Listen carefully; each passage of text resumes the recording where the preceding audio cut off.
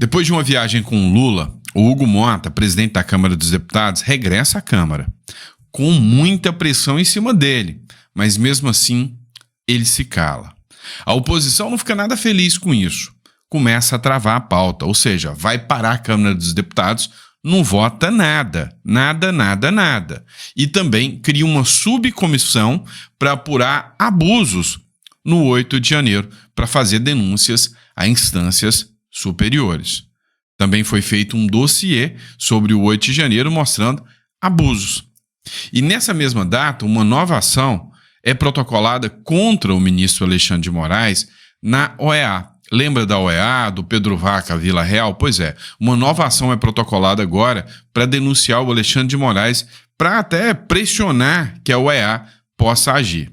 Sob pressão, com tudo isso acontecendo, inclusive a pressão sobre a anistia, o Flávio Dino e o Alexandre de Moraes vão à Câmara dos Deputados. Alguns deputados falam que isso é uma forma de intimidação, mas eles comparecem na Câmara num dia de muita pressão.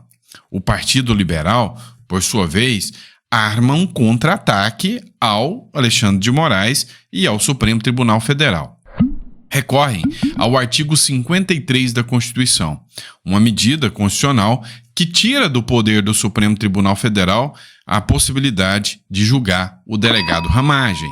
Se essa ação for exitosa, ou seja, se o Congresso sustar uma ação contra o Supremo a favor do Ramagem, isso impacta no julgamento do Bolsonaro. Cria uma reviravolta. E aí, ou o Supremo segue a lei, ou o Supremo estará violando, dando aso a mais uma denúncia contra ele no plano internacional. Enfim, tem muita coisa acontecendo. E também vamos falar do caso do Sérgio Tavares, que soltou um áudio, né, liberado pelo Oswaldo Eustáquio, sobre uma possível fuga do Tagliaferro. Uma conversa, um diálogo entre Oswaldo Eustáquio e Tagliaferro. Pois é, parece que o negócio não era bem assim e que o Sérgio Tavares, o jornalista português, caiu numa verdadeira broma feita pelo Oswaldo Eustáquio, é o que diz o Paulo Figueiredo. Vamos analisar tudo isso aqui, porque tem muita coisa para a gente analisar nessa matéria aqui, nesse nosso editorial. Tudo isso aí que eu falei é só a pontinha do iceberg do quanto o nosso editorial estará repleto de matérias. Então, vai lá, não esquece de deixar o like, curte, compartilha, isso ajuda o nosso canal a estar trazendo mais conteúdo de relevância para você. Você também que está me assistindo aqui, visita aí a nossa biblioteca digital, conheça os livros que estão disponíveis para você, recomendo demais, Espiritualidade e Prosperidade. Você quer alinhar fé, quer alinhar propósito e sucesso financeiro? Esse livro está muito preparado para você, está muito bom para você. Então, entre em contato aqui, né, no link, faz o download do livro e efetua o pagamento via Pix, tá bom? Bora começar? É o seguinte, o Hugo Mota, ele estava numa viagem com o Lula, lá para o Japão, e o Lira também. Só que o Hugo Mota está sendo muito pressionado, mas muito pressionado mesmo, por causa do PL da anistia. E agora, né, outros deputados começam a aderir à pauta da anistia, a fazer publicações sobre a pauta da anistia. Inclusive, né, a líder do Podemos, Renata Abreu, também fez uma postagem agora confirmando que apoia o PL da anistia, ou seja, está uma pressão cada vez maior em cima do Hugo Mota para que ele ponha em votação o PL da anistia. Pois é, bebê, mas ele foi passear com o Lula, voltou do passeio e parece que não quis esse assunto, se calou. O PL, por sua vez, não ficou nada satisfeito, mas nada satisfeito. E aí ele criou uma subcomissão. Pois é, sem avançar na anistia, a Câmara cria uma subcomissão sobre os presos do 8 de janeiro. Liderado pelo coronel Zucco, ele preparou um dossiê apontando violações a direitos humanos. Desde quando aconteceu aquela apreensão, no dia 8 de janeiro, do pessoal que colocaram ele no que foi considerado um campo de concentração, lembra que foi o ginásio da Polícia Federal, ele juntou depoimentos, fotos de crianças, pessoas com deficiência, pessoas doentes, todas que foram presas, pegou depoimento de pessoas que foram levadas para lá, que era só um vendedor de algodão doce, ou seja, tinha um monte de gente que estava lá, está respondendo, né? Já foi até condenado no 8 de janeiro e foi preso de forma indevida porque nunca nem pisou lá. A proposta foi apresentada, né, de criação dessa subcomissão pelo Coronel Zucco, que foi apresentado para que ele faça essa fiscalização para que possa munir, né, depois uma possível ação num Tribunal Penal Internacional, na OEA, porque são documentos oficiais criados pela Câmara dos Deputados que vai investigar o 8 de janeiro e isso pode chegar na mão, inclusive, do Eduardo Bolsonaro e entregar isso para o Donald Trump ou, melhor, para o Marco Rubio, que diz que quer tomar medidas contra o Supremo Tribunal Federal.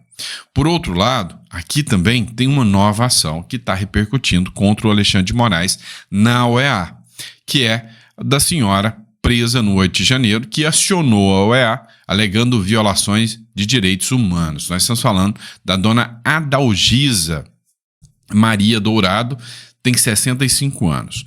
E é o seguinte, ela diz que há várias violações dos direitos humanos que estão sendo aplicados contra ela. O advogado informa que sequer teve acesso aos autos para poder fazer a defesa da dona Adalgisa. E o que me surpreendeu aqui é que a dona Adalgisa, né, está presa desde julho de 2024, foi condenada a 14 anos de prisão. O que me surpreendeu aqui é a repercussão que alguns jornais estão dando a esse caso, como por exemplo o Metrópolis, que fez aqui uma matéria falando, né, quem é a dona Adalgisa, quem é a mulher que acionou a OEA contra a prisão no 8 de janeiro. E aqui ele faz um relato que a dona Adalgisa, né, tá presa na colmeia desde julho, que ela é uma senhora idosa de 65 anos, apesar, né, do discurso do ministro Alexandre de Moraes, que quase não se prendeu idoso, o que a gente sabe que não é bem assim, teve muitos idosos presos, né?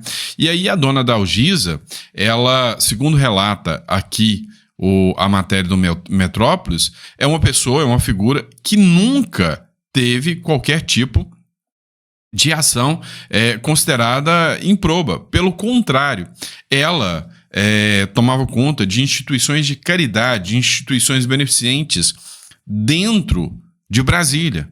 É uma pessoa que nunca teve nenhuma postura tida como irregular. Pelo contrário, uma pessoa que tomava conta, né, trabalhava e tomava conta ali do Instituto Fraternidade Assistencial Lucas Evangelista, né, que fica no Recanto das Emas, lá dentro de Brasília. Ou seja, uma postura de uma pessoa totalmente ímpar, né, totalmente dispar daquelas pessoas que poderiam ser condenadas a 14 anos. Ela não matou ninguém, ela não fez nenhum crime que seja considerado assim uma coisa tão absurda. E aí as coisas começam a ser escancaradas. A matéria do Metrópolis também escancara aqui que a dona Adalgisa está com um quadro de depressão gravíssimo dentro da colmeia e com pensamentos, né, para que possa retirar a sua própria vida. E isso aí tá chamando muita atenção, porque tem laudos médicos nesse sentido, tem análise psicológica nesse sentido, mas mesmo assim a PGR e o ministro Alexandre de Moraes não deram a ela o direito de prisão domiciliar. E, além do que, ela questiona a falta de medicamento, ela não está recebendo medicamento, ela está sendo, né, negligenciada dentro ali da colmeia. E aí, em meio a toda essa pressão, ação na OEA, pressão em cima do Hugo Mota, nova subcomissão, os ministros Flávio Dino e Alexandre de Moraes, que, diga-se de passagem, são considerados os dois maiores algozes do bolsonarismo, eles vão à Câmara dos Deputados. Em meio à pressão por anistia, Dino e Moraes vão ao Congresso Nacional. Segundo a matéria, os ministros Alexandre de Moraes e Flávio Dino compareceram no Congresso na noite de terça-feira para prestigiar o lançamento do livro A Reforma do Código Civil, né, do ex-presidente da Casa. Foi lançado pelo Rodrigo Pacheco, ou seja, foram lá para prestigiar e homenagear o Rodrigo Pacheco. O evento ocorreu no mesmo dia em que parlamentares aliados ao ex-presidente Jair Bolsonaro fizeram pressão para aprovar o requerimento de urgência do projeto de anistia. O pedido foi recusado pelo presidente da Câmara dos Deputados, Hugo Mota. Ou seja, Hugo Mota não cumpriu, né, não aceitou colocar em votação o pedido de anistia, e aí começa a ter uma nova pressão, né, sobre o Hugo Mota, e meio que para sinalizar que está ao lado, né, dos presidentes da casa, Pacheco, do próprio Hugo Mota, estavam lá o Moraes e o Flávio Dino. E aí, outro ponto interessante, né, sobre toda essa história, sobre Alexandre de Moraes, sobre Flávio Dino e sobre Bolsonaro. É uma articulação, uma jogada que o PL, Partido do Bolsonaro, faz em relação ao Ramagem. Partido Liberal aciona artigo da Constituição para suspender a ação contra a Ramagem. Qual o primeiro ponto que você precisa saber? O Ramagem é deputado federal. Foi chefe da BIM durante o governo Bolsonaro, muito aliado ao Bolsonaro, tem várias ações contra o Ramagem, de a BIM paralela, entre outras questões, né, que é separada de qualquer situação, mas agora, oficialmente, é réu, né, junto com os processos que foi do Bolsonaro, né, no indiciamento com o Bolsonaro foram mais 33 pessoas. E aí, o Ramagem está lá no meio. O que você precisa saber sobre isso? Agora, tendo um deputado federal, é um dos argumentos que o Supremo Tribunal utiliza para dizer que Bolsonaro terá que ser julgado lá no STF. Ele argumenta que, como há um deputado federal envolvido no caso, nos indiciamentos, né, e ele é o único deputado federal nesse caso, os demais réus devem ser julgados também com o foro de competência do delegado Ramagem. Só que a própria Constituição, no artigo 53, diz que o Congresso Nacional pode sustar, enquanto um deputado está ativo, qualquer processo contra o deputado por decisão da Câmara dos Deputados. E é isso que o PL fez. Mandou sustar a ação contra o Ramagem. Ou seja, não continue a ação contra o Ramagem. É o que o PL quer, é a prerrogativa do artigo 53 da Constituição. Se a ação contra o Ramagem obrigatoriamente deve ser sustada, ele sai do inquérito e sai das investigações e do processo que está os demais condenados, né? Os demais, digo condenados que a gente sabe vai ser condenado, né? Os demais processados. E aí tira o foro de prerrogativa de função do Bolsonaro e de todos os demais. Afinal, o Bolsonaro não é mais presidente da República. E aí seria o argumento para que o julgamento do Bolsonaro é totalmente ilegal, principalmente por causa do foro. O STF vai argumentar que ele mudou o posicionamento. E agora, mesmo ex-prefeito, ex-presidentes, ex-parlamentares voltam, né, para o STF de acordo com o que eles querem, como é o caso, né, do Kassab, que voltou para a mão do Alexandre de Moraes. Mas esse argumento está sendo questionado. Muita gente fala que esse argumento é duvidoso. Então, para resumir para você, se o PL consegue tirar o Alexandre de Ramagem do processo, surge um argumento a mais que o processo está na competência indevida, ou seja, está no lugar errado, justificando ainda mais o que diz o Marco Aurélio de Mello, que é ministro aposentado do Supremo Tribunal Federal. Bolsonaro está sendo processado no lugar, né, errado. Este é o ponto, tá? Vamos lá. Outro ponto que a gente precisa conversar também. Está acontecendo um atrito aqui. Tem um jornalista português, o Sérgio Tavares. O Sérgio Tavares, eu até repercuti essa matéria ontem. O Sérgio Tavares postou um vídeo afirmando que o Tagliaferro, que era um assessor do Alexandre de Moraes, teria se organizado para fugir do Brasil e tinha um diálogo com o Oswaldo Eustáquio para que ele fosse para a Argentina e da Argentina ele fugisse para a Espanha, onde está o Oswaldo Eustáquio. Acontece que eu ainda mencionei que era estranho porque ninguém anuncia para um jornalista que tem um plano de fuga, uma tentativa de fuga. O Sérgio Tavares divulgou essa publicação. Ao divulgar essa publicação, ele foi questionado pelo próprio Tagliaferro, que entrou em contato com ele e falou: eu nunca disse que eu estou fugindo, por que você publicou isso aí? E o Tavares falou, não, mas o áudio é seu, eu vi que é você, e como jornalista é por isso que eu publiquei.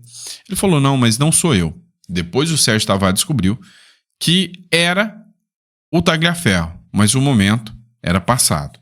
E aí, o Paulo Figueiredo, né, fez críticas pesadas ao Oswaldo Eustáquio, falando que o Oswaldo Eustáquio é um caça-pix, né, um caça-clique, ou seja, sensacionalista demais, e acabou atrapalhando e prejudicando e queimando a imagem do Sérgio Tavares. Olha só o que disse aqui o Paulo Figueiredo.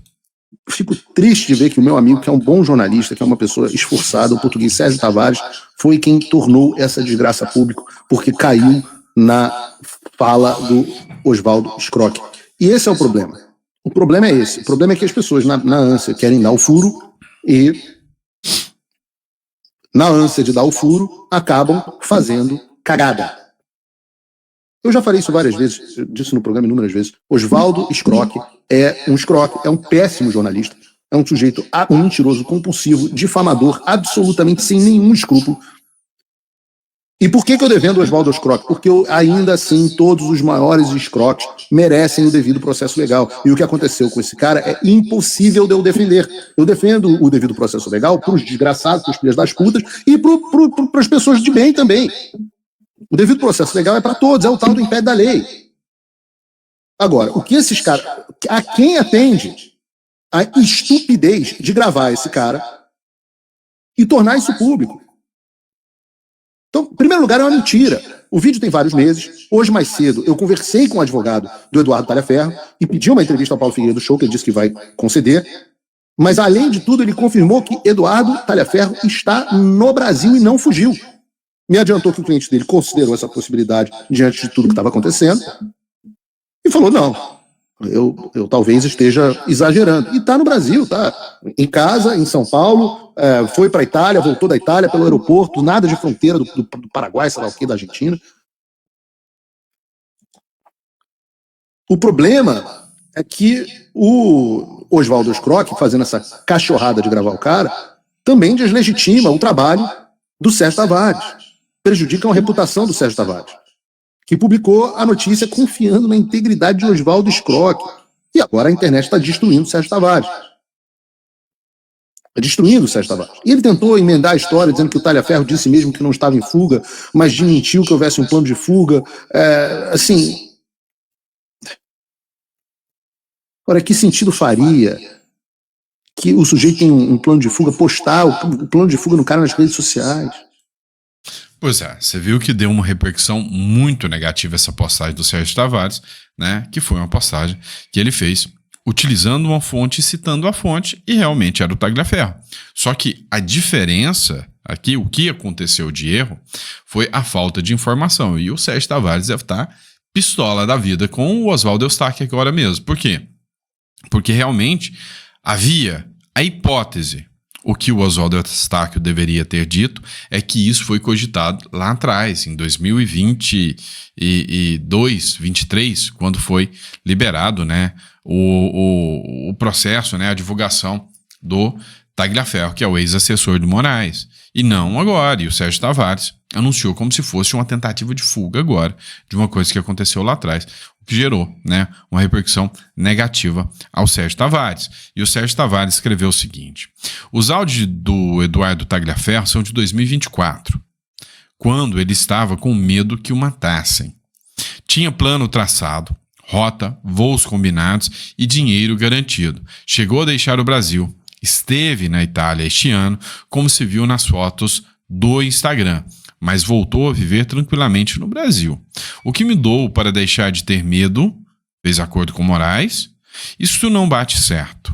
Ele terá que ir ao Senado mostrar as provas que diz ter contra Moraes, porque alguns da direita não queriam que eu denunciasse isto, pois nunca esconderei provas. E aí o Sérgio Tavares já falou, já tinha uma galera da direita que não queria que eu mostrasse isso, que não, que eu deveria ter mostrado mesmo assim. Ou seja, criou aqui um embate, né, em torno deste assunto, tá bom? Vamos lá, pessoal. Agora, né, eu sei que vocês vão ficar incomodados comigo, mas a gente precisa trazer uma outra informação. Apesar de todo mundo reclamar que há uma impopularidade do Lula, que ninguém gosta do Lula, Ontem o Lula acabou sendo homenageado, né? E se tornou um dos assuntos muito falados do Twitter, talvez um dos mais falados aí ontem no Twitter. Ontem, né, foi considerado o Lula Day. Internautas associaram o presidente Lula ao dia da mentira. Memes nas redes sociais compararam o petista ao personagem Pinóquio e resgataram promessas de campanha que não foram cumpridas. Então, utilizaram as promessas de campanha, inclusive até o Partido Novo fez uma publicação nesse sentido, dizendo que o dia da mentira deveria ser comemorado o dia do Lula, porque tudo que ele falou durante a sua vamos dizer assim, a sua campanha, né, não estava batendo. E aí, né, nessa história toda, homenagem merecida, como disseram, né, o Lula Day vai ao topo do X Twitter e torna-se o assunto mais comentado do mundo no dia da mentira dentro do Twitter, né, dentro do Twitter, o tal Lula Day. E aí vocês falam que ninguém tá nem aí pro petista, que ninguém tá nem aí pro Lula, mas o Lula foi homenageado. Até o Bolsonaro citou o lance do dia da mentira, né? Escreveu o seguinte: hoje é 1º de abril, parabéns a Alexandre de Moraes e a seus aliados pelo inquérito do, abre aspas, golpe, pela história das vacinas, pela narrativa das joias, pela baleia, pela defesa da democracia, com censura, atropelos processuais, autoritarismo, prisões políticas, etc, etc, etc. E parabéns também ao Lula, pela picanha que nunca chegou e ainda ficou mais inacessível. O dia de hoje é todo de vocês. Aproveitem. Um forte abraço, né? Que o Bolsonaro postou aí, dando uma cutucada básica ali, tanto no STF quanto no Lula, que são seus algozes políticos. Não deveria ser, né? STF não, mas é um algoz político do Bolsonaro. E o Bolsonaro deu aquela cutucadinha básica, aproveitando ontem o dia da mentira. Tá bom? E é isso, pessoal. Espero que vocês tenham gostado do nosso editorial. Espero que vocês tenham entendido um pouco tudo que está acontecendo na política brasileira. Nosso papel é esse, tá trazendo sempre conteúdo de relevância para vocês. Põe a água no feijão. Daqui a pouco eu tô de volta pra gente bater mais um papo, né? E ver o que tá rolando ainda mais na República Tupiniquim, tá bom? Abraço, pessoal!